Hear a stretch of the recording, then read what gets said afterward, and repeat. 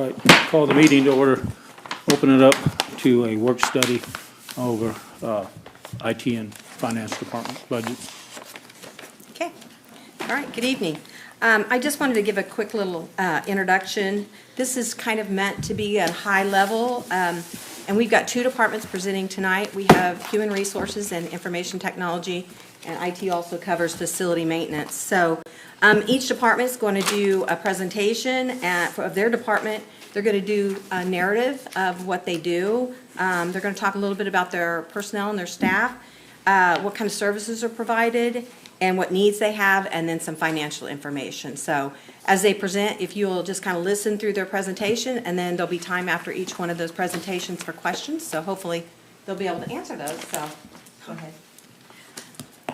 Good afternoon. Thank you for having us. What a better way to kick off than talking about our employees, because that's what we do here in Human Resources. So we are really in the business of people operations for current, past, and future employees for the city of Pittsburgh, bringing together those with diverse skill sets and backgrounds and place them on teams to improve the quality of life in the city of Pittsburgh. So that's what our team tries to do. And who is our team? So I'd like to introduce the ladies that are sitting here with me. For those that are watching this and don't know me, I know all of you know me. I'm Kim Vogel. I am the Director of Human Resources. I've been with the city since 1999, so quite a while, but only almost 6 years in HR now, so still fairly new in learning HR. Katie Hopp is our Assistant Director of Human Resources. Wave, Katie. There you go. She also started in October 2021, like I did, and then Lauren Oni Stadler, sorry, No, you're fine. Stadler is our HR manager, and Lauren kind of is in a unique position. She is actually the human resource representative for the police department. They started that role in 2017.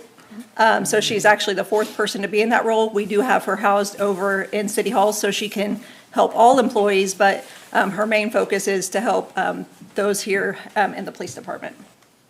So as we look at our budget overview, you'll notice personnel services. Most of our budget has stayed pretty similar throughout the years, going back from 2022. Personnel services, I'm going to go through what each of these areas are as far as personnel services, contractual services, commodities, and then our total expenses. And hopefully that will help you with the future presentations so everybody doesn't, unless you need a higher level breakdown, need to talk about those. But personnel services encompasses our full-time salaries, our part-time salaries. So in our line item, that's just Katie and I for full-time employees, because Lauren is part of the police department administration budget. And then we do have $5,000 for part-time salaries in our budget too.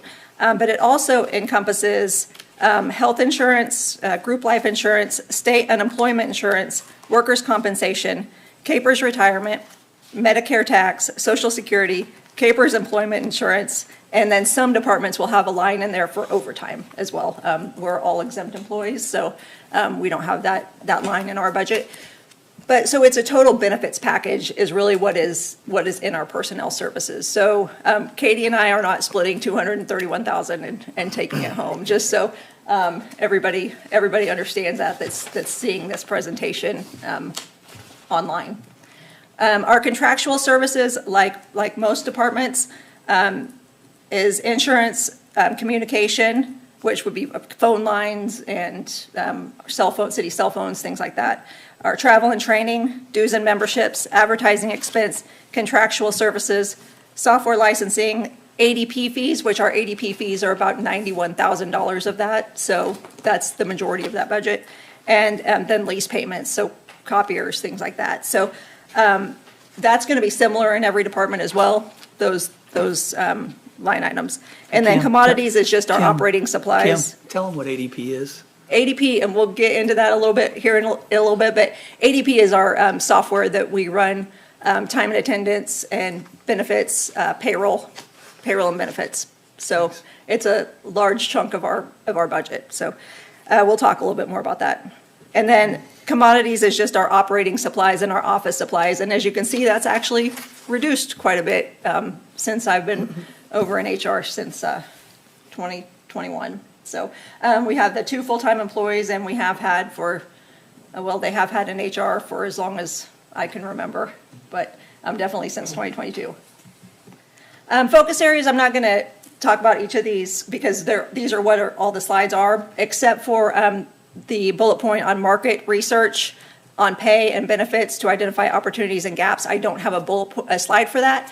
So oftentimes employees come to us, or supervisors or department heads come to us and say, hey, we think there might be some pay discrepancies. Can you reach out to whatever communities have like positions? So that's what that is. That's what that bullet point is. Also, they'll come to us and say, hey, Crawford County or Frontenac or some other community has this benefit. Will you look into that benefit and see if it would, if we could work that into our system? So we spend a lot of time researching what other communities do and seeing how we can help our employees.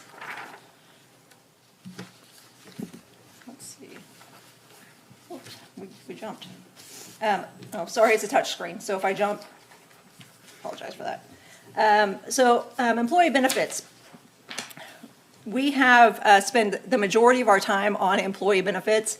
Our open enrollment is in October, but just like a financial year, we have to set a calendar on how we're going to deal with employee benefits and what changes we're going to need to make throughout the year, what rates are going to change, and then have the benefits guide ready to put out by October for what's going to happen the next year. So our employees will know what benefits they want to sign up for.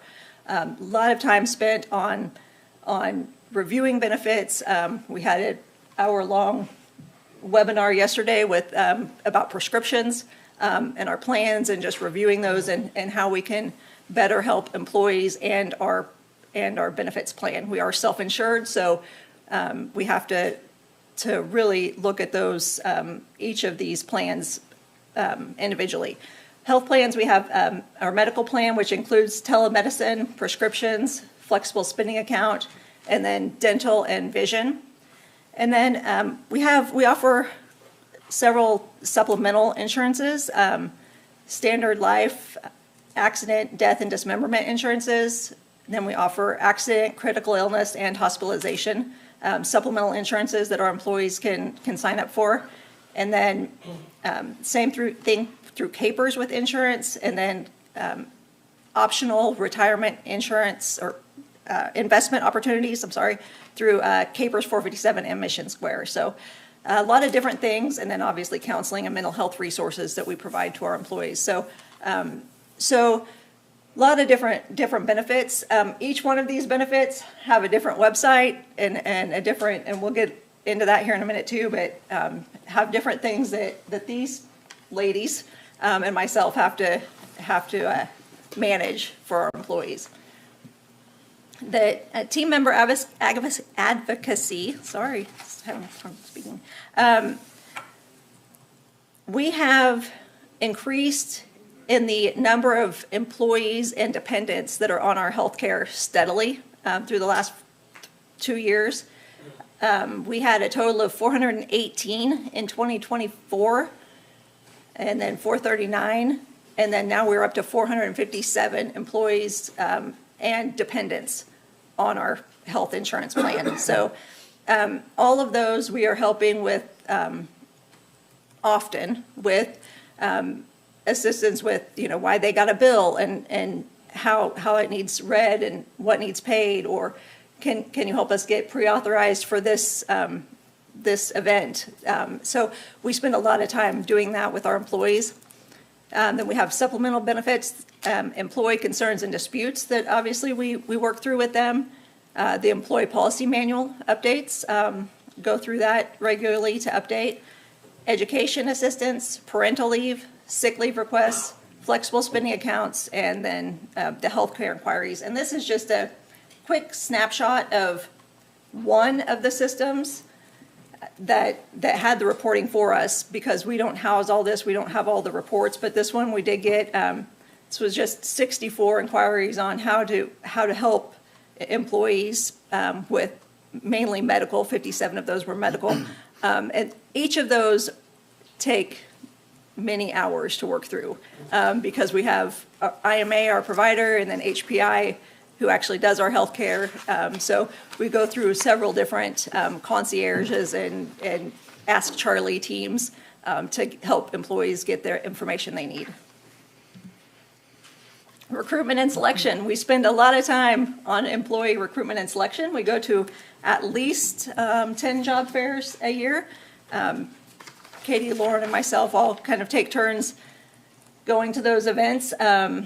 We advertise on social media, mainly by posters and things that we have created. The one shown here, Lauren, I believe, created for the police department or helped create for the police department. We start an employee referral program. So if employees refer applicants, and that applicant successfully goes through the program, through the steps, and becomes an employee, the employee gets a bonus for that. So that's been actually very nice. We've gotten several new employees through the referral program because there's no other way to gain people than word of mouth from the people that already work here. I mean, just says a lot about our employees to want to bring others in. Onboarding, so interviewing. We sit through all interviews that are full-time and part-time interviews. The part-time seasonals at the aquatic center, things like that, and returns, we don't always sit in on those, but definitely all full-time interviews. And then the majority of the part-time interviews we are in. There's a whole pre-hire process that we have to go through with the employees, which includes background checks, drug screening, physicals. And then at the police department, there's a little bit more than that that they have to go through. But and then we have to onboard them through NeoGov and then time and attendance through ADP. So ADP is where we set up all the benefits and time and attendance information for them. In 2025, here's just a snapshot of our workforce turnover and retention. We had a beginning count in 2025 of 329 employees. We onboarded 194, and we offboarded 141. So we had an ending count of 378.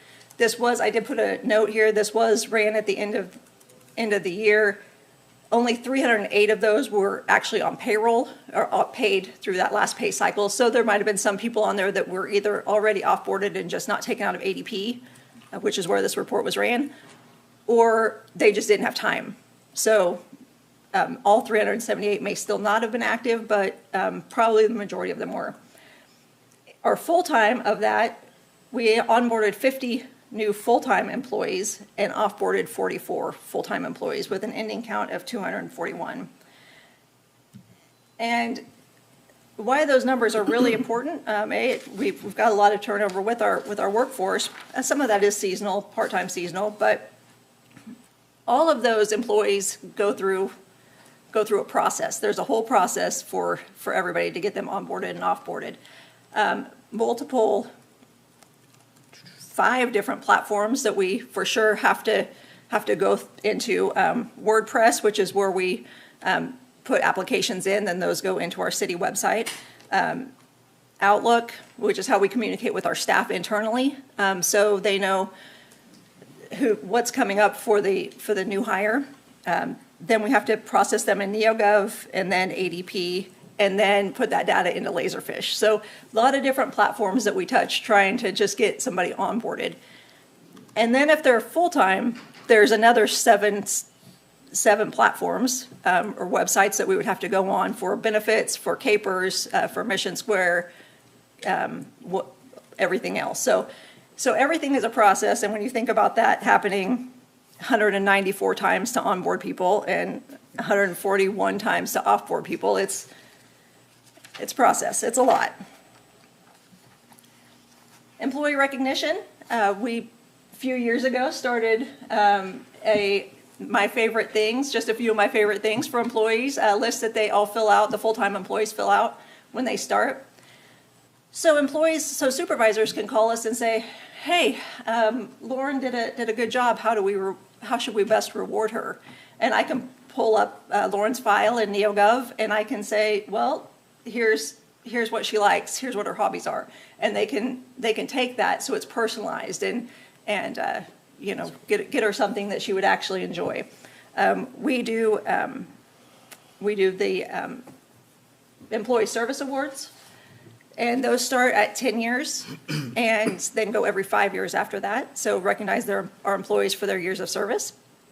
And then birthday cupcakes monthly. Pass them out to our employees so we can recognize them on their birthday month. So that's pretty fun. And then we assist whatever department is hosting the Christmas luncheon every year, which is, another way to recognize our employees and to bring them together and actually let them interact with our retirees and our board members. So they're all invited to that. So the team helps with that as well. Our wellness and safety activities, we work with the deputy fire chief with the employee safety committee, and that meets monthly. We organize OSHA 10 and OSHA 30 classes, do quarterly safety checks, KMIT facility inspections, fit testing, review workers' comp claims, and discuss accidents prevention for each department. So what departments need from us to help with accident prevention. And we encourage participation in activities like Corporate Challenge, which is hosted through Parks and Recreation, and then Walk Kansas, which we have turned into a challenge between departments or whoever wants to create teams. And Tammy Nagel's team always seems to win. So we try to make sure that our employees, get out and do things together and have fun. We have a physical activity policy that states, if you're sitting in meetings for an hour, you should stand up and take a break and stretch your legs. And then we have the employee golf program to encourage walking, carts not included. And then our employee wellness and safety fair, which I'll put a plug in for our employees that are watching, is at Memorial Auditorium this Thursday from 11:30 to 1. 11 to 1:30. 11 to 1:30. That's why she's here. Keep me on track. 11 to 1:30 at Memorial Auditorium, and we host that every year for our employees. Usually around 30 vendors for our employees to come talk to.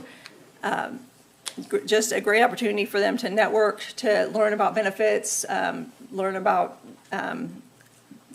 doctors' offices, anything that they may really want to find out about that we can get to the fair is for them. So lunch is provided there, and that is provided by IMA, who helps us with our benefits. It's our benefit consultant, so we do not pay for that.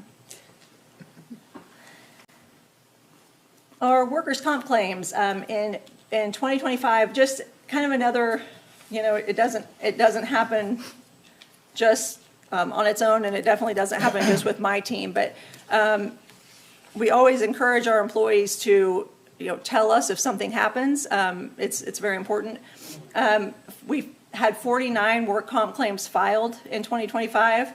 2 of those were lost time.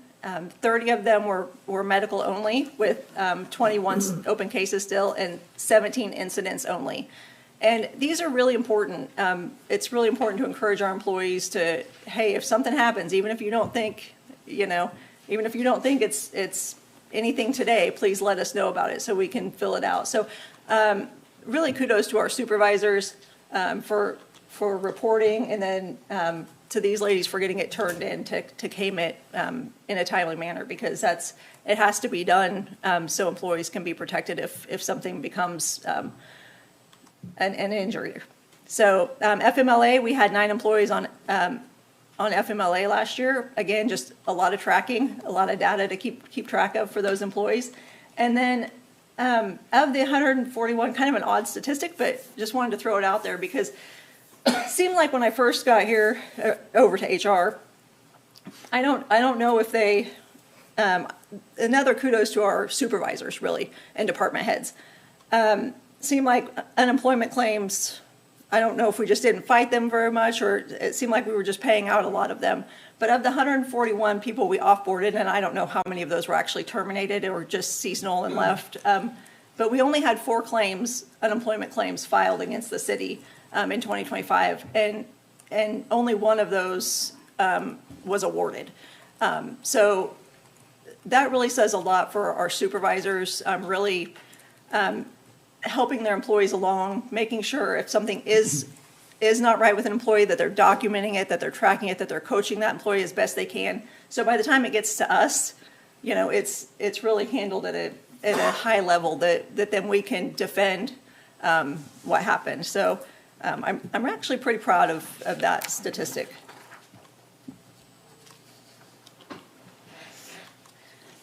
So some department needs a complete human resources information system, NeoGov or other, would be really nice. So all of those different platforms that we have to touch could be helpful if we could get that all consolidated into one system. So we already have Perform, which is how we do our employee evaluations.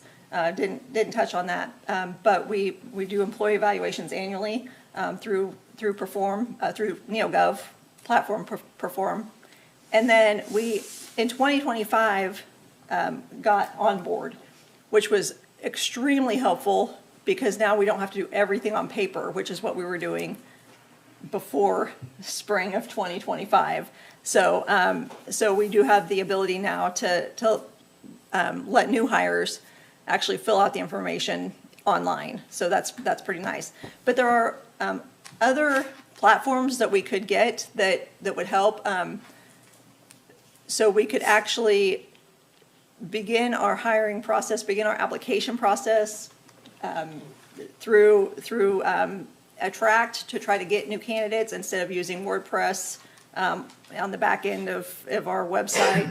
And then it would track the potential employees, applicants' progress through the whole life cycle of their application and onboarding experience. So would be a big help to the managers and to the team and to the applicant, really, because they would know where they were in the whole system as well. And then ADP we talked about briefly. Time and attendance and payroll and benefits. We do a lot. This is done in conjunction with the finance team. So obviously while they're in Tyler Technologies and implementation, I mean, this is a 2-3 year down the road. They've got to get through that whole process first. But we're currently using ADP. It is not user-friendly for our employees on the mobile app. They can clock in and clock out, and that's about all they can do on the mobile app. So really need to look at something that can help our employees when they're looking at their pay stubs, when they're trying to look at their benefits, things like that on a mobile device. It would be really helpful if we had something that worked better than that. And our support with ADP is sometimes lacking. So to find something with a little better support would be nice. So either through Tyler Technologies or NeoGov or any others. There's a bunch out there. So any others that we look at, but it is a need that's coming soon. So with that, we're just a group trying to pull everybody in the same direction, really. So I know I kind of sped through it, I think. I don't know what time it is, but so do you have any questions? Kim, with the complete HRIS system that you'd like to have or look at down the road, are there any areas that you would see that could save you money, save the city money or time or efficiency to offset the cost? Oh, yeah, I'm sure there are. We'd have to dive into it. There's a lot of different ones out there. We've just already started with NeoGov, and so far they have been, it's an easy system to navigate on the back end for us. Some of the systems, like ADP, have, they're kind of pieced together from different companies, and that makes it harder, and that's why their mobile app isn't very easy to use. But companies like NeoGov, and NeoGov is a government-based source. So, so they've been really good to work with, but I'm sure that there are others out Would you there. see the biggest savings would be, labor, hours? Yes, your support staff. hours, the ability to track, track information, so we would have, you know, better tracking capabilities of, you know, what we're spending our time on, would help. But I think the big savings would be, probably removing ADP. So, I mean, for that $91,000 hit that goes up, and it is, and Missy, you'd have to correct me on this, I think we're billed per employee on that, and, or per user. So if somebody doesn't get off-boarded and removed, you're getting billed for that, and then we have to re-add them in at the end of every That's what I was year. gonna say, at the end of every year for taxes, we have to put everybody back on, and I feel like they do that intentionally. And then you have to off-board them again at the end of the year. So, and every time you call them, you're on the phone for at least an hour on hold. Yep. So it's a lot of time. We're talking about the overall employees, 457. So is that employees that have worked 1 hour as far as part-time and then didn't come back? That covers everybody for this entire system? Everybody, yeah, everybody that hit the system through So some of onboarding. those could have been, the majority of the ones that Some were of them, off-boarded. we have some departments that have full-time employees that are here one day, and then we have to offboard, but we still have spent all the time onboarding them. Getting them- you know, you to have get them keep to that on the point. system until the end of the year to clear them from the tax roll. Well, no, we terminate them immediately in the system, and then we have to go unterm them For W-2s. for W-2s. purposes. At the end of the year. Because we don't want to be billed monthly for them if they're not here anymore, and we don't want them to run on reports, so, yeah. And time and attendance with supervisors, they don't wanna see them when they're having to approve time cards. They don't wanna have to keep going past all these people that aren't there anymore. Is there one package of software that could do all of this stuff you've been saying? I would believe there is. We have only looked at bits and pieces of it, for now. So, but yes, there are total, HRIS systems out there. Any idea of the cost on them? I don't have those. The biggest challenge will be, there's so much go between the finance department because most of our costs are personnel. When you're onboarding people, you have to get all the benefits right. So once we get a new financial system, because our kind of financial system hasn't been very good and a lot of it's Excel. And so I think, I mean, we get calls every week from vendors that are, of course, their product will do everything we need it to do. We just need to make sure that the amount of time that is spent making sure that payroll is right is ridiculous, the man hours and women hours. So I think if we get the new financial system, we'd probably be more in position to answer that question about, is there a legitimate solution that could take care of a lot of this back and forth that happens right now. ADP isn't the answer, that's for sure, but that's what we have. You were saying something about employees having issues with ADP and being able to log in if they're on duty. So what happens if they can't? Like, what's the process So, if they're trying to? what's the process if they can't log in? Like, how do they get logged in? They come to our office. They come in? Yeah, they We come to have our some. office, Yeah, and the- we reset passwords and walk them through it, but yeah, they come in our office. Or the supervisor puts their hours in a lot of the time. If they have to, like, I can't clock in, so someone will have to clock them in. Okay, somebody else can load them though if, like, Oh, at the absolutely. Yeah, moment we they can't we do it, can it's as still- well, but yes, so if it's on payroll day, time, the day that we have, the Monday that we have to have it turned in, we can do that for them. But really, we like everybody to be in control of their own, that's their responsibility to get those hours correct. So is it more so that type of an issue, or is there software problems with the program not working when it's supposed to? So that is a big issue. The other issue is that's all they can, that's about the only function they can do. Managers really can't use it very well to go in and approve employees' time cards. They can't use the mobile app that easily. And then, employees have the ability to go in and change some things, like, we encourage them to come to our office so things go smoothly, but they could, if they wanted to take out more in taxes, for state or federal taxes, they have the ability to go into the back end of ADP on their own and fix that. Or if they wanted to take out, more in some of the other, like, any of their retirement investment opportunities. But on the mobile app, you couldn't do that. So we just encourage them to let us do it. They could change their beneficiaries or their dependents or things like that, but we do that for them. You guys can do that real time at the computer. It doesn't require any additional forms or any of that kind of stuff. Yeah.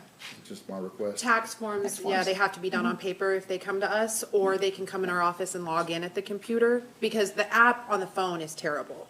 But they can log in at a computer, but not everyone has a computer, so we have a computer in our office, they can come in and we can walk them through it, so they don't have to fill out physical forms. Makes sense. So a typical week. Payday's on Friday? Payday, What day's payday on? it's on Friday. On Friday? Yeah. Once a week, twice, every other week? Bi-weekly. Bi-weekly? So walk us through it. Department heads turn in the time to you, or No, does and everybody so- log on and? So payroll is actually ran through finance. So, so they run it through finance. It's shared, obviously, the Thursday, every Thursday. We have a time set, now usually, sometimes every other Thursday is when we actually sit down, but we have a meeting with the payroll, with my team and finance team, and talk about, we have a full sheet of, and I think I must have skipped this slide. Hold on, let me back up. Somehow I skipped this slide. We have weekly reports, which are end of pay period, EOPP reports. So we log every change that is made that will impact payroll. So if somebody gets an increase, if somebody gets a decrease, if somebody changes beneficiary, there are so many lines on this sheet, it's pages long. New hires, terminations. So we go through that, we have it scheduled to go through every Thursday, but definitely before payroll, we go through it. So we can check off, yes, this person should be correct in ADP.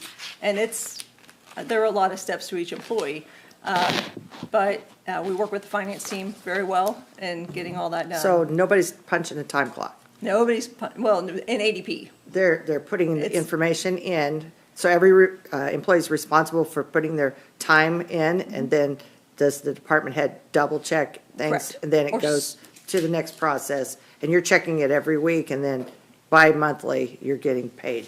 So, finance runs the report that has to match up. Actually, we had an email that came through just today that said, we're 80 hours off on payroll, who's missing.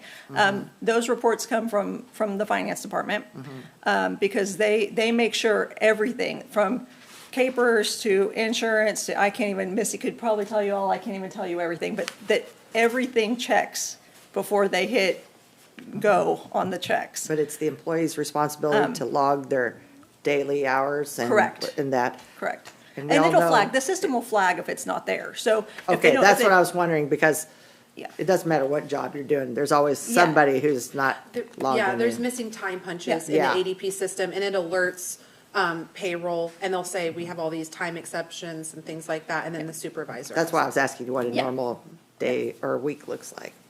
Okay. It's messy. You're utilizing. Yeah. We're utilizing their bank accounts to drop their pay into? Yes, We don't do any. we have a paper? very few that are paper checks, and then the first run of any new employee is going to be a paper check normally.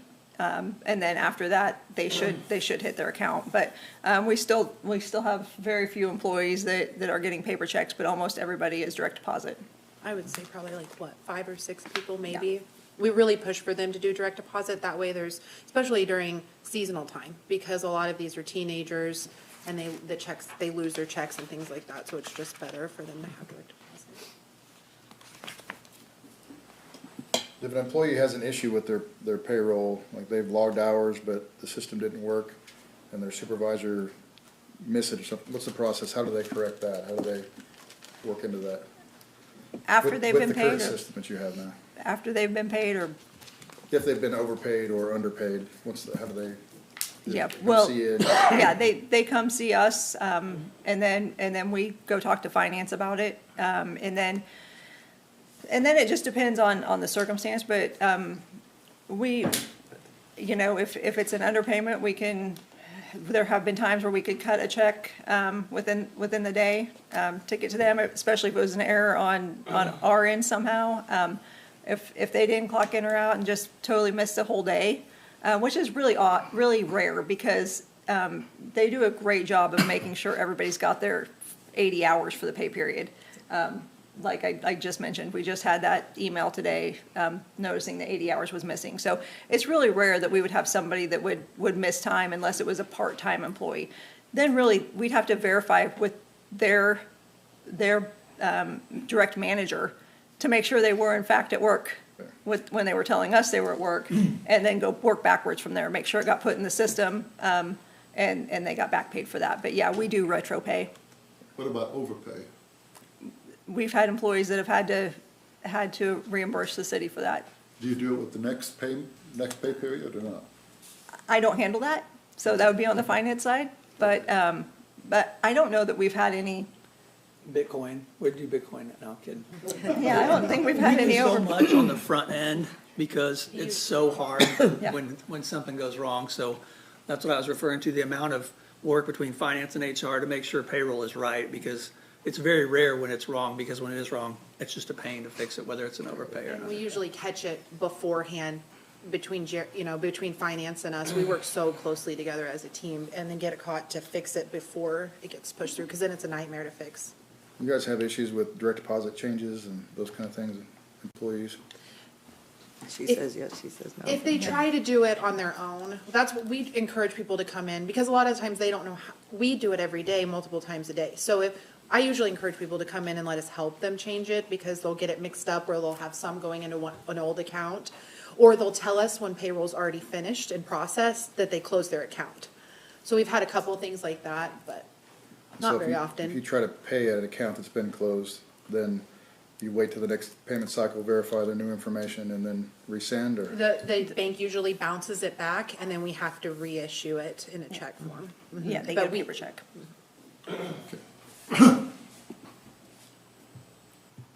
IT, you guys good for now? I mean, we're not going anywhere. We can always follow up, but it's, It's a good overview of I think there's, the department. Good job, Ken. yeah, great job, Kim. Thank you, Kim. Katie. Lauren Stat. It's like, touchscreen must have maybe missed a slide. That was funny. It's like, you don't know Lauren. It's like, you guys want to chase? There.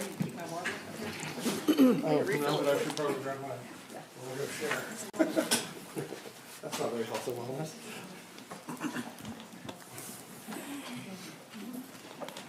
Okay. Jeff, we can go a little long. I mean, obviously, Okay, I'll try I to know Kim took 10 of your minutes. leave you guys plenty of time, and we'll go through that for questions. So, Kim and I tried to kind of coordinate our format here a little bit to make it a little easier for everybody. So, I'm Jeff Bear, Director of IT. This is Pat Walker. He's our IT manager, and that is Howard Toney, our facility manager, and I've got Chris Yetzbacher here. He's our GIS administrator, which I'll get into what GIS is in a little bit. Mapping, pretty much. So you guys probably already have some idea as to what information systems is, but what we technically are is we're trying to help all the other departments be the most efficient and secure and reliable that they can be. I won't read the jargon to you exactly. But what we typically are in IT and facility maintenance, which the reason we're together, there's a long backstory on this. Everything in facility maintenance just tends to keep moving towards IT needs, and a lot of the IT needs always need to coordinate with facility maintenance. So we're always needing each other all the time. The other similarity to it is we're an interdepartmental service. I mean, that's what we are. We do have some things that public interacts directly with us, but for the most part, our departments are here to service and assist other departments in their operations that they do. So, being that's the way it is, we kind of manage everything very similarly, and there was a lot of overlap, and as employees changed and so forth, we just sort of merged together, and it's been I think, pretty successful merge at this point. So, this is kind of who we are. I'm here to provide that strategic leadership for the city, and oversee all of the things like cybersecurity, digital services, and our infrastructure, where I leave the day-to-day operations to like Howard and Pat for their individual departments, and then we kind of coordinate from there. I've got listed here the name of the employees that are there. Some of them are here today. 2 or 3 of them are in the back room actually filming the meeting tonight. You've probably met some of them, Ryan and James. And then our facility guys, not all of them can be here because they're still out doing things for the city at this point. So this is kind of our budget overview. And I won't get into what the personnel and contractual Kim, I think, did a fantastic job overlaying that. As you can kind of see, we've stayed fairly flat with the number of full-time equivalents at the bottom of 4.5 in just IT. And then in 2023, that went up to 5.5 as we brought on some interns and things like that. Our numbers did take a pretty good jump in 2024, as you guys are probably fairly a little fresh still on the cyber incident that we had. A lot of the things that we had planned on doing over the course of a 5 to 6 year window, kind of adding to our digital and security footprint, we had an opportunity with that cyber incident to just kind of do a lot of them all at once. So there is a pretty large jump from 2023 to 2024, but they were planned in our CIP and our long-term plan. We had just hoped to be able to do it a little slower for the sanity of our own employees, but no time like the present. So that is what you will see there. There is one number on here that if you're looking the far right, you'll see a pretty large discrepancy between the contractual services of what is budgeted and what is actually going to be spent. That is because this budget does not necessarily reflect all of the other interdepartmental money. Like you saw with Kim talking about ADP, that was in her contractual services in her line item. And there are other line items and other funds that when the money comes down to it at the end, we are actually coding them into the appropriate fund. But if we just over budget that, it will get a little irresponsible. So we're trying to be as conservative as we can. You'll notice from 2022 to 2023, there is a pretty good consistency there, but some of those one-time hits, they just have not really caught up with our budgeting process, because the budgeting process is a couple-year process. So those will eventually get there. I think the thing to remember is this is all fund-based accounting for us. So a lot of departments are going to come here, like Kim, for example, she may be 100% funded from the general fund. IT services, because we're an interdepartmental department, we are funded from all of the funds that all of the other departments are in. So that would encompass things like the public safety sales tax, the utility funds, and you can just kind of add all those together. As they're doing things, we're doing things. And those are somewhat reflected in these budgetary overview. Real quickly, just the IT focus area, and I will repeat the same exact budget overview slide for our facility. I've just tried to keep the two divisions separate for ease of explanation. So our main focus areas in IT, 100% cybersecurity. Everything we do, security first, security first, security first. After that, it is a lot of help desk.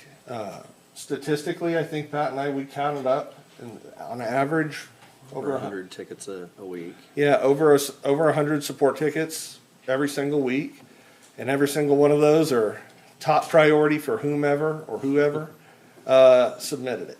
And we try desperately to get to those. Some of them are a little slower than others because the request may be a little bit larger, and it takes more resources and time to get those done. But that's a pretty big priority for us in IT, is to make sure that we are helping each and every department or citizen or board or whatever that initiative is that is benefiting the city in some way, that we're supporting them. With that turnover that you saw with Kim, saying that there's so many onboarding and offboarding, that's where it gets really, really hard for us as well, because when you have that many people onboarding, Kim's got 7 to 8 systems to put people in. I've got 65 different systems that we will put people in depending on their roles, and then vice versa to take them out. And again, if you don't take them out after they're fired or retired or chose to leave, that's a security issue. So that's a priority. So we spend a lot of time every day onboarding, offboarding, and getting people ready. And then we have to take it one step farther. When individual departments have an entire division retire or transition or get promoted, a lot of times there's not that continuity within the department as to how to do that job anymore. We tend to know how to do those jobs since we're the ones helping to set up and configure and maintain those roles. So we are really trying to go through and help, employee A, when they're brand new, learn how to do those tasks and make sure they are set up and ready to go. And it can be a pretty daunting task. I mean, sometimes weeks on end for an employee before they're really comfortable, depending on the type of employee. A part-time employee is much easier than a full-time employee and so forth. We also took over, or were tasked, I guess, with radio communications about 4 or 5 years ago. And that's been a really hot problem for the city of Pittsburgh in our public safety division for police and fire. And we have a pretty good solution that we've got moving forward where we're partnering with the county so that we can have that county-wide communication for all first responders. That's just one of the tasks. After that, we're handling all the cell phones and mobile technology for all of our employees, as well as the landlines and telephones and alarms. As you know, we just recently went through the data center. Thank you guys for doing that. We're actually starting that project on Thursday. So we're super happy about that. And then on top of it, we've got the water treatment systems, the SCADA systems. All of these systems that we're talking about rely 100% on a GIS backbone. GIS is the map. It's, all of these things that we're talking about, they do live out in the community on a map. You can see them and how they all interrelate and network, whether it's a water line, a crosswalk, a traffic sign, or our fiber optic that's running underneath the right of ways and so forth. All of those are managed through our GIS system, which Chris, we're lucky to have. After that, we do support, I listed on the second column, some of the department's needs that are there, some of the larger, more overview. There's, like I said, 60 some odd systems in the city that are not listed on here, but things just like our police CAD system, that's that public safety records management. As you know, our financial system that we're putting in, that's going to take a hot minute to get done, but is vital to the system. That's one of those systems that we're heavily involved in on get-go, and as far as then you have hundreds of other systems, our park recreation, our point of sales that we do for places like Kittyland and JC Ballpark and our concessions, cameras and artificial intelligence where we can augment to reduce the workload on our staff. We are heavily leveraging. The goal is to kind of make our people more efficient at what they do and make it easier and more effective. And AI is pretty handy where it's appropriate. When not appropriate, we try to stay away from it.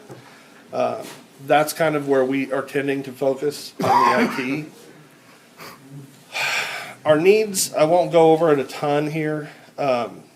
We can break them all into 4 categories. The identity and access management. Man, that is our people. That is how they access our system, and that is the number one new trend in cyber warfare. If they can get to your people and get them to do things like phishing attacks and so forth, that's your perimeter. I mean, that's your fence and wall. In the old days, you might have said your firewall was, or whatever you want to call that. That's number 2. That's endpoint protection and management. That's what's guarding the inside of your network and kind of the gatekeeper to it all. Super important, very, very important, but it's not enough. You have to help the people. You have to protect the systems. Number 4, that's our data protection and governance. I don't think you really understand the need for that until you've actually went through a cyber incident. But once you've been hit and somebody says they've got a copy of your data, it's really important to know what they could have. Or more importantly, they can say they have everything, but if you don't have a great idea as to what they could have, they can say whatever they want. You know, they can say they got in and have, you know, the keys to the kingdom and every record you've got, but they might not. But if you don't have an absolute record of what you've got and what's out there, you're pretty much at their word. And since they're already criminals, I don't know how much you can count on that. So we have really upped our game with all of our software to make sure that our data protection and governances are in line with the industry standards, and then our network security architecture. What we have found, and I don't know if Pat, you want to kind of go over a little bit of that or not, but segmentation in a network, I kind of look at it like a ship like a submarine. You take one hit, if that sucker can't be segmented off, the whole boat sinks. Traditionally, our network isn't designed that way. That's not the way it's been. We are redesigning our network every day so that we can stop that lateral movement and so forth. Yeah, one of our big approaches with this is actual physical separation. In the past, we've had the ability to run fiber to most of our facilities and around town. So now we're going to be able to leverage that and split a lot of our facilities and networks off into their own segregated networks so that there's no contact. We can put places like concession stands and remote buildings and things that just have bare minimum stuff out there that either requires internet access or some level of network connectivity, separated out, and there is no physical tie back to our core networks. So if those networks were to become compromised, there's no link to our core network. They won't be able to get to police, fire, administration, financials. That's a complete separation and the most secure way we can go. And with that, it also adds a layer of quick recovery. We can take that, compromised area, resolve it, bring it back online, and be confident that we know things are back in order and that they haven't gotten to any of our other systems, files, data, all the important stuff at the core. So that's a physical change that's happening, and it takes that perimeter, puts a perimeter around those as well as a perimeter around our existing networks, and gives us a real safety net so that there's no way to get compromised across the various networks. Some of that is huge cost savings. The traditional approach is to just buy another firewall, and put it in there to guard that traffic that goes from, we call it east-west traffic, the stuff that comes from Darren to Tammy and vice versa.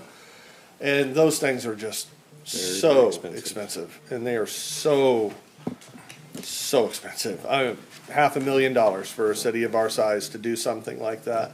And we've decided that that's not a fiscally appropriate response for us. So we are going to take and redesign the entire network, which we're already doing, and that will cost 5 digits, not 6 digits kind of thing, and we can do it over time. So all of these systems that we're putting in, they have to make sense financially. They have to make sense for the end user, and they have to make sense for our insurance carriers and things like that, so that we can say that we are HIPAA compliant or PCI compliant on our point of sales at the concession stands and things like that. A lot of times we're stuck with those compliance frameworks, and we have to be able to pivot what we're doing, and that's kind of what we're doing. We've learned a lesson. I kind of put it at the bottom of this slide, and it's a motto we live with every day. But the proactive infrastructure protection, those things that you guys are approving and getting us, it is so vital for the city, because it will prevent that costly downtime. Not the cost of necessarily adding all of the support and the protections, but we haven't even talked about those soft costs of, hey, we're down for 3 weeks or a month and we can't collect utility billing, and now we've got late fees, and that whole thing just gets astronomical, and it affects the citizens, and that's not something that we're willing to do. So that's where we're at with IT. Facility, I'll go a little quicker. They're a little bit more straightforward with some of the things that they do. They've maintained pretty flat revenues across the board for costs for all of their sections here. Sometimes they go down, sometimes they go up. That is directly related to our luck. And I'm going to use the word luck, because at the end of this, you're going to hear why. The truth of it is our personnel services aren't much more than they were in 2022 because we've kind of redesigned what we were doing. We actually went down an employee because we believe that we don't have enough employees to do what we need to do to begin with, and we don't have the funding to do what we need to do if we had the employees. So we are leveraging a lot more partnerships with local vendors to do things like our heating and air and plumbing. And then we come in and we do the preventative maintenance and maintenance. So all of these numbers are they go across the board like that. And so we are at 3 full-time employees in the facility maintenance division. We focus on 3 basic areas in facility. Like I said, we've dropped an employee. We're going through this. It is literally what can we do to prevent and predict this maintenance? How can we extend the life of an asset, whether it's the roof at Lincoln Center or the HVAC system at Fire Station 1 that we just, by the way, completed the implementation on. It's running well. And again, thank you for that. So we are always looking at everything we can do to prevent that from happening by doing inspections and preventative maintenance, taking care of what we've got and so forth. The other one is the emergency maintenance and corrective actions. Sadly, we do more of this than we should because we're down on critical systems almost all of the time due to the age of things and deferred maintenance.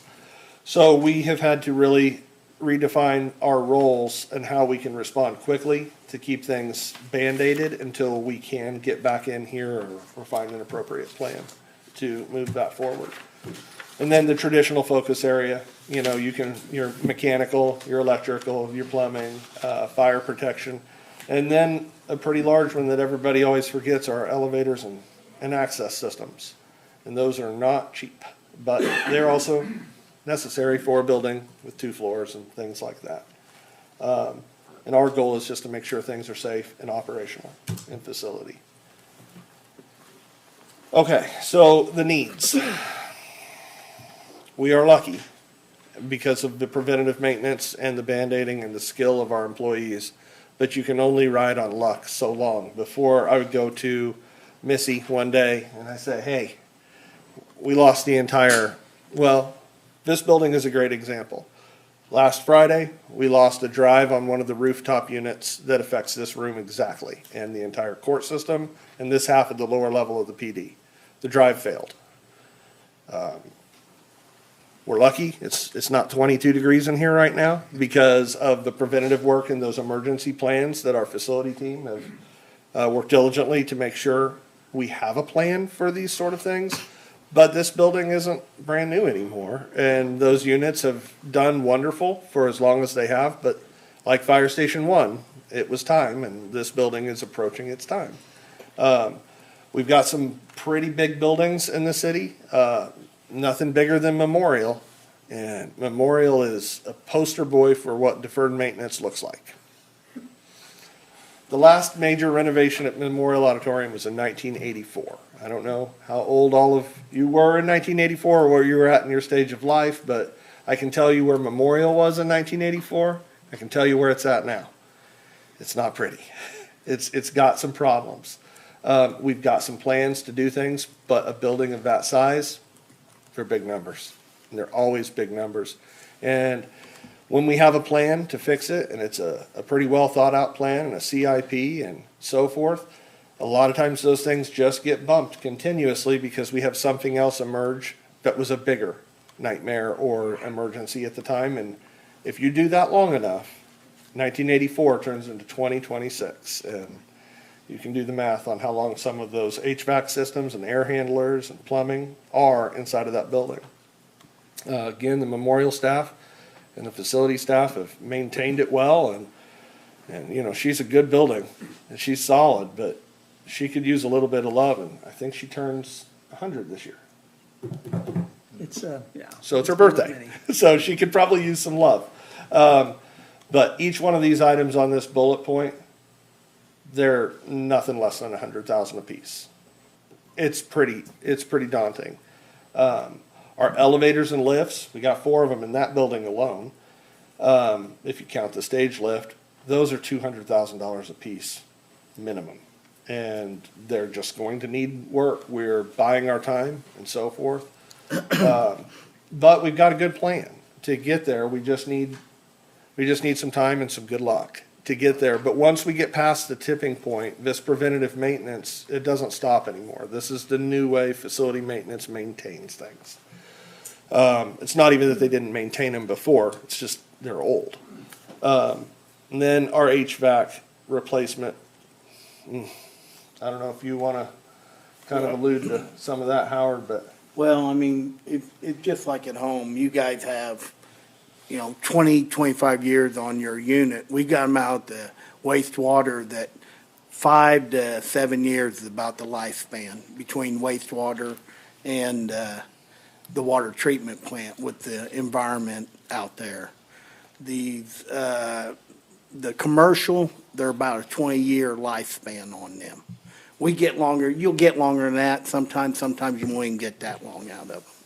The fire station, they got to, 16 years out of the ones that were at the fire station. And it was getting to the point that all summer long we had 2 units shut off so we could get through the summer. So, I mean, they're getting wore out. And when they go, and you hope that you can just wear a coat in the building or it happens at the right time. But at Memorial, if you've sold out a show and we don't have air conditioning in there, and it's the middle of summer. And we do preventive. We spend, I mean, we go through and clean every unit twice a year. We do spring and fall cleaning on the outside units, maintain filters on them. But, I mean, stuff just wears out. Big buildings, big work, and those equipment have done well. They're good equipment, but that is kind of the deal. And our go away in IT is pretty much deferred maintenance. We don't look at it as a budget strategy. It's a risk strategy because at some point when it does blow, unless we come in here and Darren says shut the doors or turn off an event, we got to get it fixed. We creep along because there's money in the public safety sales tax initial issuance for Fire Station 1 and the police station, this building. We have, Memorial has a dedicated tax, thankfully, but the general takeaway is there's just, 20, how many buildings do we have? Total buildings? Yeah. Over 50, Yeah, total. I mean, and these are the newest ones. Yeah, these are some of the bigger and the newer and more popular, in town. If you've driven around town lately, you'll see some of the work that facility maintenance has done. The parking lot behind the Best, you wouldn't necessarily say that's a facility maintenance issue, because when was a parking lot a facility? But it is. It is a facility that we maintain for security cameras, lighting, and electrical. I don't take care of the roads. That's Matt Bacon. He'll take care of the concrete on there, and Parks will take care of the rest. But we have some of those skill sets built into our department where it's just a better fit for us to do. So we do, and then we try to augment other departments where they can't necessarily do things. If you've driven around Lincoln Park lately at night, you'll notice those shelters and the parks are starting to really get lit up and looking a lot better, and we're putting roofs. That's what's on the screen, yeah. That's just 2 of the pictures of the 20 different places that we've went through and started to do. And we're not going to stop. We're going to keep doing that so that the public can feel better about these facilities. And thanks to your streetlight increase from last year's, or the current year's budget, we Yeah. were able to put 50% more lights out there, but we are focusing on the public areas. So, Do you see AI being a benefit for you going forward? oh yes, yes, we use it right now every single day. Our risk modeling and our log detection. There's not enough time in the day or enough staff in this building completely to monitor all of the systems and logs for security, for vulnerabilities and risky behavior and stuff like that. And AI does that. And it takes us having to go through the logs to look at, we have over 100 plus servers in these 60 some odd systems. To go through those security logs manually, you can't do it in a given day. And if you don't do it, and something were to happen and you find out that, oh, it was in the log, that's unacceptable. So those log detection algorithms that go through, they're invaluable for us. However, the attackers are also using AI. But we're trying. We think it has to be done responsibly and where appropriate. All right. Any questions for Jeff before we get out of this? I have just something I need to talk about. We have to reduce costs to taxpayers. And I thank Darren for having the departments come and talk to us about what the needs are. And I thank Kim and Jeff for being here explaining stuff. Thank you. But also, you know, we got to look everywhere we can save money. And somebody told me to check into the P cards. So I talked to Darren about P cards. I think we have 91 people. 92, 91, The yeah. P card's a personal credit card. And I want to thank Tammy and Jacob. For short notice, they gave me 25 P cards for IT and HR since they're here tonight. And I had a stack probably that high, would you say, and more to come. But when I got to looking through these P cards, and I know this doesn't mean a lot to a lot of people, but it is taxpayers' money that's going Absolutely. for this.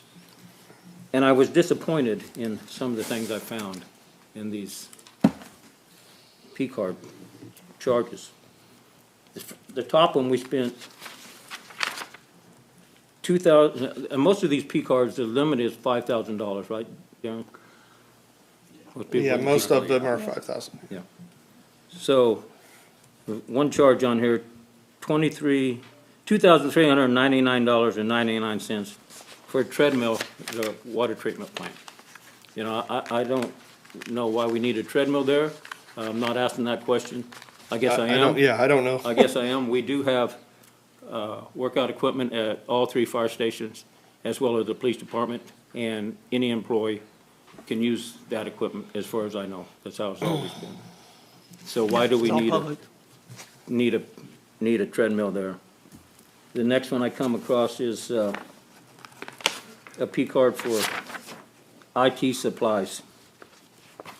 And I looked at this, and supporting documentation for IT supplies was to Walmart. We bought Coca-Cola, we bought a 12-pack of GV, whatever that is, Sun-Made raisins, a bunch of different stuff that I don't know why that is IT supplies. One of the reasons we would do that, we don't do it a lot, is our staff work 24/7 a lot of times. You know, for example, when we're responding to something, they can't leave the office, we don't get to go and do some of these things, and having a snack available in there, actually, sadly, keeps them in their chair longer, which means I can get more work out of them. I understand that, but if that's the case, you know, I don't think the taxpayer should pay for that. I mean, if you anticipate being there, pay for your own snacks, was my thoughts. I see a lot of charges on here for HR, for snacks, drinks, and, you know, over and over again, snacks and drinks. Why is taxpayers paying for that? I mean, if you are going to have snacks and drinks, and then there's a lot of lunches on here. Now, I can understand when I was on the fire department, and I went out of town for training. And when you're out of town, the city pays for your lunch. I work at the bus barn now. When those bus drivers take trips, they get a meal when they're out of town. When they take a trip in town, they pay for their meal. So that's all I'm saying. If there's a lunch in town, that should be on the employee, not the taxpayers. There's just several things on here that there's not supporting documentation. There's stuff that shows what was spent, but nothing support what it is. So, you know, this all adds up. This was just a year with 2 departments of taxpayers paying for things that I don't think they should be paying for. And I don't know the rest of you. I think you ought to have, all of you have a copy of this or look at this, the P cards, because we've got to cut expenses. And that means wherever we can cut. And that's including snacks and lunches and whatever that might be.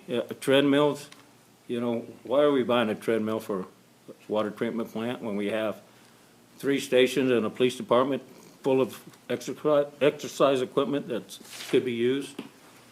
We just have to change how we do things, you know, just because we got to cut costs. And a lot of people think we want to cut employees, and none of us want to do that. But there is some things that we can cut that the employees are spending money on that I don't think is a need. I think it's a want, and we have to eliminate the want. So I would encourage all of the commissioners to look at some of this stuff, get the information for the next department that comes in here, and you know, it's hard to justify spending taxpayers' money when we don't have to. Kim, do you want to address Yes, the snacks? Yeah, I do want to answer that real quick. And maybe we could write our justification a little better, but we discussed earlier the nearly 200 people we were onboarding and offboarding every year. Those sit in our office for an hour at a time, often. Yeah. And so those are really there as, you know, employee engagement opportunities for them to come in and be able to talk to us and grab a tiny candy bar. Also, the 10 job fairs plus that I talked about us going to, a lot of those snacks that are coded to our department go out to the 100-plus students that are coming through at Pitt State or whatever at our table. So they're not necessarily all in our office. They go out to PSU twice a year and all the other job fairs that we do, Missouri Southern and places like that. So they might be coded as snacks, but they're marketing and things that we're giving out. For instance, we buy, you know, bags of chips and put little quotes on them that, you know, that say fun things, and we pass them out at job fairs. So they might say snacks, but necessarily not meaning that they're sitting in our office and I'm eating them every day. Well, I So- understand you're talking about the interview process and how many hours you spend going through this. And I worked for 25 years for the fire department, and that was a 24-hour job. Well, I'm not We talking about. paid for our food. The About us, taxpayers didn't pay for we're not that. eating them necessarily, but the people Well, coming in to I'm just be there saying, with us. maybe we're trying to reduce expenses. We don't do that anymore until we can get expenses Yep. down. And So and we that's have a what lot of comes out people- of that, I'm sorry. We have a that- lot of people that come into City Hall. HR is right off of the corridor that leads to my office. There's not a meeting that goes by in my office where I don't offer whoever is coming in, whether it was the gentleman that you saw today that was trying to rip somebody's head off, or 3 people that want to open up a new business. We offer them all waters. If we're in there for longer than an hour, I'll probably walk to Kim's office and grab the basket of snacks and put it down in the middle of the table so they have something to eat. The employees at the city know the travel policy around feeding themselves. They understand that if they're in town working, they don't buy lunch. But if they are having one of their employees in, they're having a coaching session, somebody's had a good couple of months, they want to take them to lunch, that's encouraged. Our P-card expenditure for the year for 2025 was $966,000 off of a $57 million spend. It was less than 2%. It buys everything from equipment to, I don't understand what the treadmill was for, but right now we give away golf memberships to anybody to encourage them. They can't use a cart but to walk. Health at the city is a big deal. Somebody leaving to go to a fire station to use a piece of equipment may not be practical, but like I said, I'm not familiar with the treadmill. But the general consensus at the city is it's hard to get employees. We've done everything we can, from pay studies to increase benefits, clear through the retirees. We have a very safe environment, and we spend a tremendous amount of money. We have a $72 million budget, 40% of it is people. And part of taking care of those people is making sure that they feel like that we care about them. And if that means that we need to spend some candy bar money or some Coke money or take somebody to lunch, I I completely understand that. If we were in an area where we were bleeding money and we were losing money, I understand that. But this is a very small cost for an environment that makes it real friendly. So when people come here, they go home at night and they're proud of where they work and they feel like we care about them. And if you guys want to come up with a policy, I'll obviously implement anything that you want to. But I think when it comes to city workers and people that come into City Hall, which is a hard place to come, because if you come to City Hall, you're usually there to pay a bill or pay a fee or pull a permit and pay for that. And if they want to sit down and they want to take a second, I think it's okay if we have some snacks around and some water. So that's all on me. If it's something that you guys want to change, I'd be happy to do whatever you'd like. So is there not a current policy on what can be spent on and what cannot be? It's just kind of. For snacks and water, no. Just for the cards in general? So Okay, and so $5,000. to the P card policy. The P card it's a very structured accountability tool. It's a best practice. It's been here for over 10 years. And the only reason that it's a best practice is because we have every employee sign an agreement that gets a P card that makes them accountable. Every employee has to turn in a receipt, and we were just at staff meeting this morning for 10 minutes, giving them the right act about we need your receipts turned in. Every one of those receipts gets approved by their supervisor. When I got here, I walked into a store, and I'd been here 2 months, and somebody recognized me, and I was buying parts for my car. And they offered me, they said, well, aren't you the city manager? I said, yeah. And they said, well, we'll give you a 15% discount. And I said, it's Saturday. I'm buying brakes for my car. We had so many revolving loan accounts at the businesses in town that we ended them because that is where waste, fraud, and abuse takes off. The P card is a very structured system with checks and balances all the way through.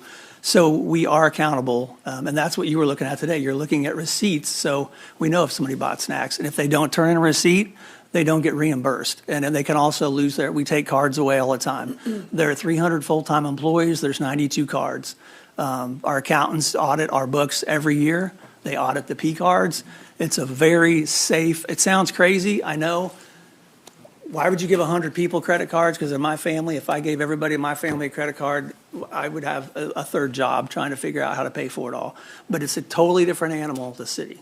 It involves a rebate, so we get a rebate on what we spend, but everything is listed, and it's a strict accounting thing for us, and it's something that's worked for a long time, and it is a best practice. But I know it's hard when you understand, when you think about it, and credit cards, and but it's very structured, and it works very well. So you're talking about a response structure on what's spent and how you track after the money's spent, but there's no policy on what they can and can't buy, what they're not supposed to do with it, or?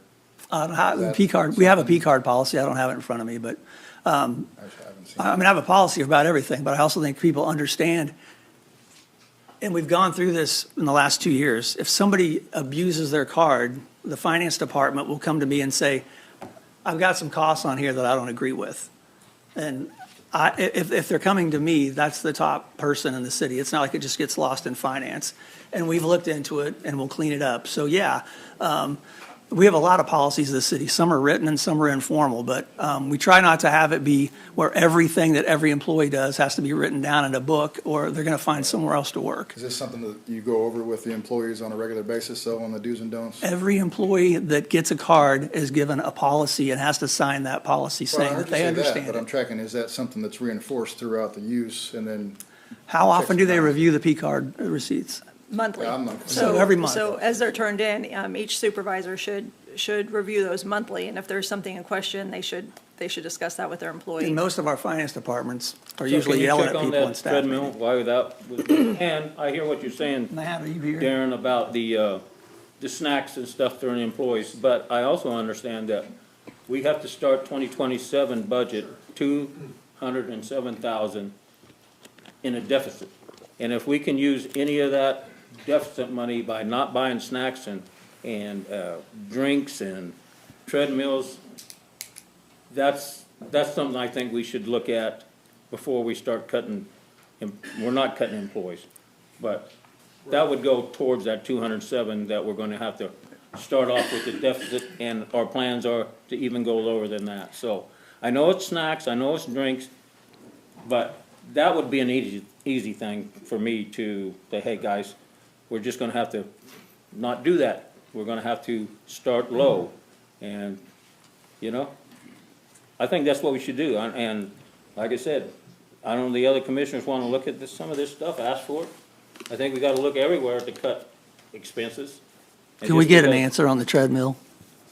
Does anybody here know why we bought a treadmill? No, I do know that Matt's several here. of those employees had their own equipment there, so I don't know. I think we just need to answer as many of the questions as we can. I mean, that's what we're here for. I look at the receipt, but I do know that we replaced the treadmill at the water treatment plant. I mean, those guys don't leave the facility when they're there through their shift. You know, and you're right, PD and fire both have workout facilities. Fire has one at each facility. You know, each one of those facilities are now locked down. The one at PD isn't. I can't come in the front door and get through it. I gotta have secure access. I gotta have signed off. The one at fire station number 1 is upstairs. Those upstairs quarters are also locked off.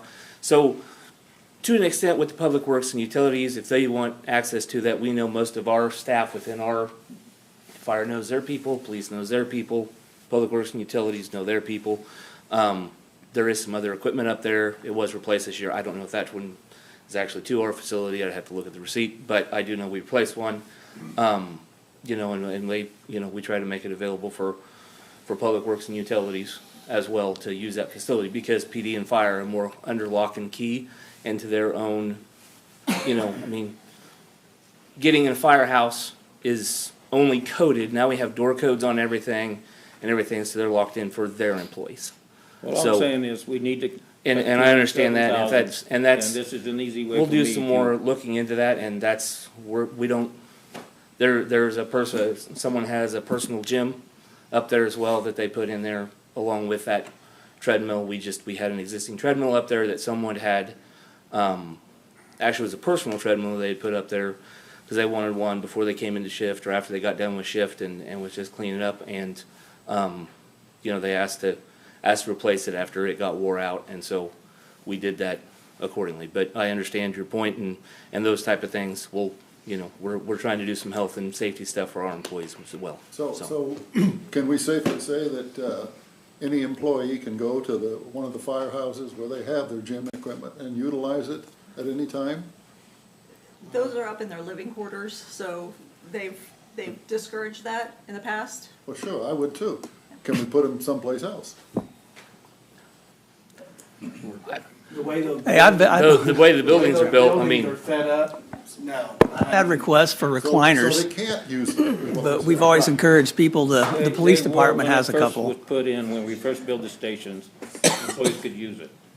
And then they put the keypads, I guess when fire department goes on a call, they might leave a door open. I can Well, understand that. They typically are But if automatically they- locked. If those employees wanted to work out, they couldn't, and the fire department people there, they would let them go in and work out, I suppose, wouldn't they? They wouldn't turn them away, you know? That sounds like a coordination piece, but let's Yeah, I circle think back to that's- so we have existing equipment. How was that purchased? Was it done through P cards or was it done through a request from the department through the? no, the specific, if we're hung up on the treadmill, the specific treadmill that we're talking about was someone had originally picked one up at a yard sale or done something. Someone had originally, one of our previous employees years ago had picked one up. There's also there's a universal machine up there, same type of deal, that's in the upstairs, in the chemical feed room of the upstairs of the water plant, tucked back in the corner, that there's not a gym set up, there's just one up there in that concrete structure that some guys had picked up years ago over that, and the staff had been using before their shifts, after their shifts, those type of things, and that treadmill went out, and they asked for it to be replaced. And All right, so, so- as a health and safety measure, we replaced that treadmill. Right, so The Back to what I asked, Yeah. the other equipment that's existing for the other departments to use, how was that purchased? or what Oh, was the for process? PD and fire, that's, The fire departments and the PD I'll and let all someone that. else ask. Those, some of those were purchased originally when the building was constructed, and as it's wore down, they've just put Yeah. it through their normal operating.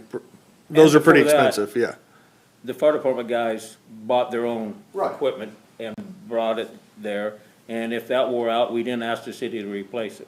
We paid for our own stuff. Well, and somewhat to that extent, Chuck, for example, like on a coaching session for lunch and so forth, I've been here since it's been a minute. 2000, I think, is when I actually started. I can't tell you how many personal lunches I've personally paid for my team in coaching, because I don't want the city to have to pay for all of these. But it is important. I can tell you last year, looking and getting ready for my taxes, I spent a ton of my own personal money to do things like that. Employees are buying their own workout equipment, and they're doing that out of their own personal, and as it ages out, those employees aren't here anymore, and these younger employees, they aren't looking to invest or do some of those things. So at times when you have a coaching session with people from other departments and you all go to a lunch, it's a work-related thing. I mean, it's because you don't have time in your normal huddle or work day to actually sit down and actually learn about your employees and the processes and how we can do things better. And the majority of those are paid for personally by, well, Pat and myself, as we're doing it in IT. I can't tell you what other departments are doing, but then occasionally, yeah, we will have one, and we'll have a vendor here or another agency that we're working with, and we'll pick up the bill, then they pick up the For bill. the lunch for whoever they're trying to sell their product to. Yeah, Well, we like gotta a be- vendor and so forth, but a lot of times these are not, they're interdepartmental. Well, we and don't. Things like that. And keep in mind, it's not a best practice to have a vendor buying us lunch. Every time that I've been out with a group of people and a vendor, and the vendor offers to buy lunch, we buy it because it doesn't look good if we're doing business with somebody that bought us lunch. So every one of these is a one-off. The general policy isn't written. I can't imagine there's an employee walking around City Hall that thinks it's okay to charge their lunch that day because they just felt like doing it. I don't do it. I buy some people's lunches when I see them out, and I pay for that on my own.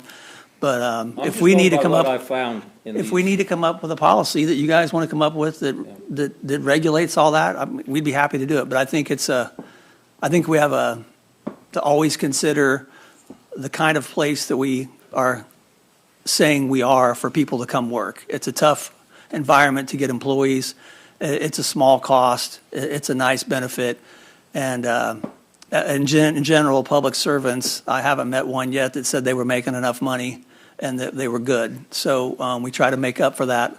When we did the pay study 5 years ago, we didn't take everybody to the top of their range. We took them to the mid-range because that's all we could afford. So we all understand the tax money and the difficulty to compensate our employees. But I think in general, if you guys want to come up with a policy to regulate snacks and water and Gatorade, I'm in. There's a businessman in this room who doesn't spend some money on marketing for his company and for his employees.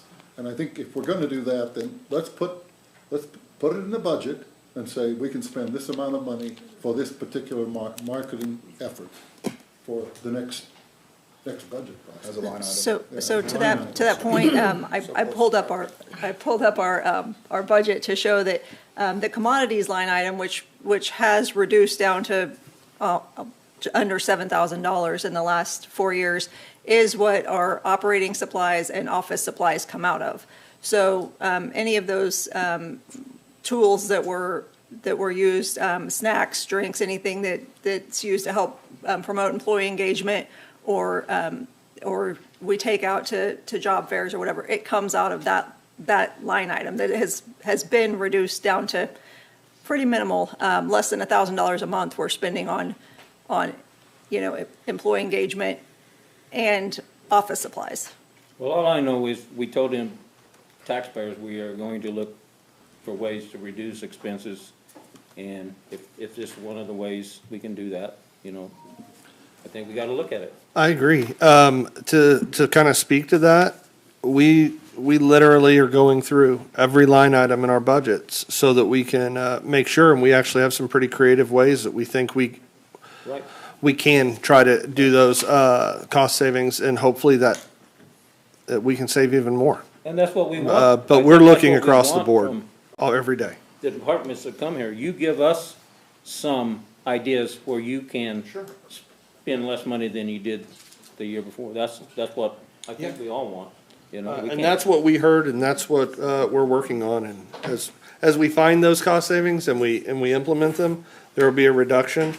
I don't know if I'll come back to this room every time and say, hey, I saved $800 this week, you know? I'll But, give but you a if I candy find bar. something I'll fairly buy you a candy bar substantial, if you I might, find a way to do yeah. it. I'll come up at non-agenda and let you know, so that we can champion that, because Thank you, we're not alone. thank you. Other departments are doing the same. Before we move on, I think, Mr. Mayor, you should, a lot of people were looking at their watches as they came in the door, thinking they were late for the meeting, and explain to them what's. Oh, well, we're still on this, and we're about to wrap it up. We've been in a budget study session with IT and HR, and we're gonna do that, I believe, every meeting going forward. We're gonna have different departments come in, just like IT and HR has done, and they've done a good job. You know, I think everybody's on the same page. We gotta find a way to reduce costs for the taxpayers and still provide, which we do, an excellent service to the taxpayers. So that's where we're at. I don't know if there's any other questions. I don't know if anybody wants to go ahead. Say something real quick, Your Honor. This meeting was set up in conjunction with the commission's intent to be more involved in the budget and to give more information to the public about how the budget's functioning, where the money's coming from, where it's going. And I think we've done a big chunk of that tonight. Thank you both for your presentations and putting all this together. And Darren, I appreciate you putting your work into this too. It's gonna be painstaking at times because we're asking tons of questions that haven't been asked before. And I don't want any department to be worried about coming up here and speaking to us and giving us the information. The more we work together, the better we can do for the city and for the people that live in it. And again, I appreciate it. So, Thank you, guys. Go ahead. Need 5 minutes to. I was gonna say, if anybody does have any more questions, we're gonna take a little break, 5 minutes. We'll be back here at 6:07 and start the regular meeting. Thank you. Thanks, guys.